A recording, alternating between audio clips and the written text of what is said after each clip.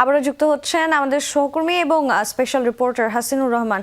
হাসিনুর, এই যে যেমনটা ফিফা র্যাঙ্কিং এর আপডেটটা জানাচ্ছিলাম দর্শকদের, আপনিও শুনেছেন নিশ্চয়ই, আর্জেন্টিনা আবারও শীর্ষে চলে এসেছে এবং এমন একটা কিন্তু বলতে পারি আমরা, গুজবও বলতে পারি বা এরকম একটা নিউজও আমরা বলতে পারি যে ফিফা র্যাঙ্কিং এর যেই দল শীর্ষে থাকে সেই দল নাকি সেই আসরে আসলে বিশ্বকাপ জেতে না।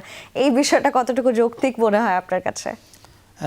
যৌক্তিক তো নয় মোটেও, আসলে এটা কাকতালীয়ই বলতে হবে এখন পর্যন্ত যে ঘটনাটা ঘটেছে। তবে শেষ মুহূর্তে এই র্যাঙ্কিংয়ে বদলটা কিন্তু গতকালকে হয়েছে।